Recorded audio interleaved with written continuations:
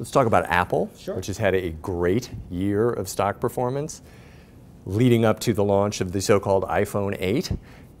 Can the stock continue to charge higher from here? Usually it does run up into the launch, and so here we are almost at an all-time high. Can we hit 200? I'm not sure whether it can hit 200 or not, but what I do know is that if you look at the installed base, I try to analyze, I'm a numbers-oriented guy, and I try to just look at it from a fundamental standpoint. When the last big refresh happened, when you look at the iPhone 6, the installed base of phones was somewhere in the neighborhood of 350 million smartphones or iPhones that they had. And when you look at the installed base today, and management has kind of given you clues along the way over the last several years, the installed base is now about 2x what it was when the iPhone 6 was launched.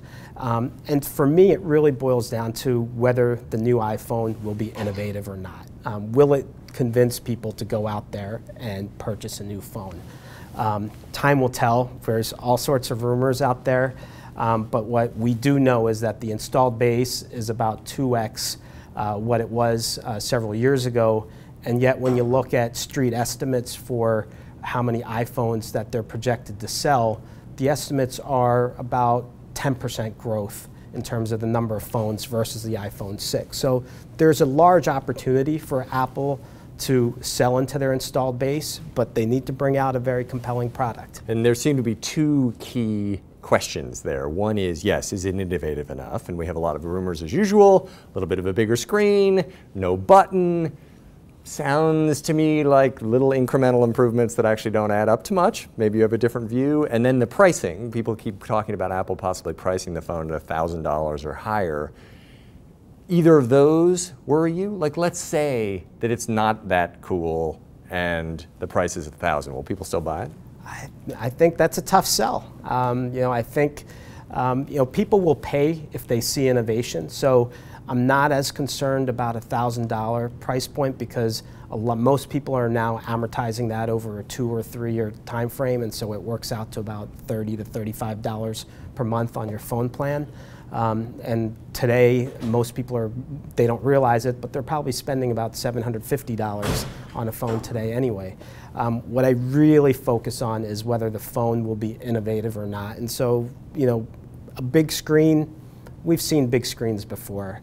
And one of the things that I've realized over the years is people equate innovation with hardware design changes. So I almost equate it as simple as if the phone looks cool, looks different, feels different, people will want a new phone.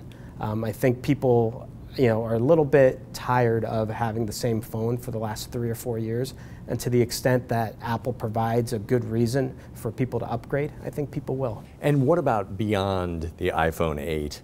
Apple, one of the trends that Apple is bucking tremendously is this idea that in new hardware categories, eventually price starts to drop and then it goes to basically zero and all profit is taken out of the system. Apple's going exactly in the opposite direction here. They keep raising prices. For years, people have said it's not sustainable. Is it sustainable? What happens as we get out next year, following year? You can't innovate this anymore. What's the outlook? The good thing about the smartphone is we use it a lot. We use it many times a day, every day, and it's a device that we can't live without. And so to the extent that Apple can continue to innovate, I think, and they've done a great job of preserving their brand value and creating an ecosystem and brand loyalty. And so to the extent that they can maintain that kind of status symbol, it's, having an iPhone in emerging market countries is a status symbol. It may not be here in the United States, but if you go to India or China, it is a status symbol. And so to the extent that they can maintain that, status symbol and kind of that, hey, I've made it type of mentality, they have the potential to, maintain their margins. There's only 2 phone companies in the world that are profitable. It's Samsung and Apple. And so, the competitive environment is a little different today than it was years ago. And last question for a major shareholder of Apple, does anything matter but the iPhone? Does there need to be a next big thing? Are you, as you look forward, saying, well, X amount of our investment is based on some future thing that they haven't unveiled yet? Or should people just stop thinking about that and say, hey, they have a great product? I think it's a very important question and something that I know they're thinking about internally. At some point, we're already seeing the smartphone market the growth slow down. And so, the way they're growing now is more of selling into their installed base and a replacement cycle. The iPhone is so big, it makes up about 2/3 of their revenue and more than that of their profit. So, over the next few years, the iPhone is really what matters. But beyond that, I do believe they need to find other big markets that can help them grow longer term. So if you look out 5 or 10 years, I do believe they need to find new platforms.